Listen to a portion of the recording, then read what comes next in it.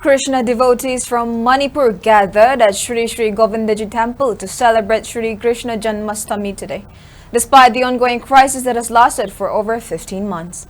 Devotees were seen along Wangkai and Mapal Kangjebung offering prayers to the deities Mahadeva, Sri Vaikundanath, Radhakunda, Shamkunda and Govardhan at the temple. Speaking to SKTV News, Works Minister K. Govindas conveyed his wishes for the people of Manipur and prayed for peace and stability in the region.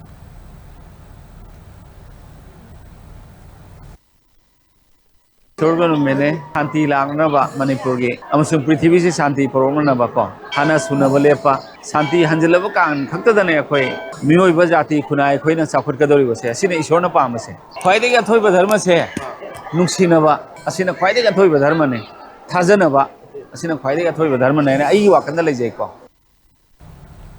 Meanwhile, renowned artist Thaudam Ongbi Madhubala also shared her greetings for Sri Krishna Janmashtami and offered prayers for peace and normalcy in Manipur.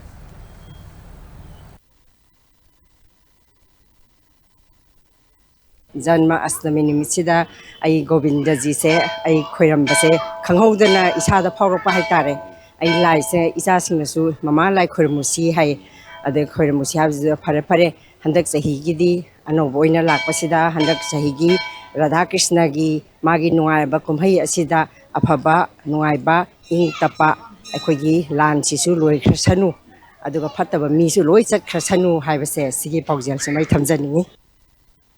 On the other hand, senior sports journalist and member of Dhub Aarti Marup Govindaji Temple, Ratneshwari Goswami, also extended her greetings for Sri Krishna Janmashtami. Dharmana, Nekataraba, Dharmana, Hegalapuma Tamsadi, Koi Puning Santi Lainaba, the Lebax, the Peace Puranaba, the Isworgi, Isword Lai Karamna Ningani, Lai Karamna Kurongani. Karam na punging santi thamgani haibase yamna maru oiba amani haina logjai aduna lamdam sida leibiriba adegi isworbu thajaba singna mafam sida lakpiraga punging santi thamnanaba leibak sida santi puraknanaba chauba thaudang longminarasi haiba wafam se ai thamjari.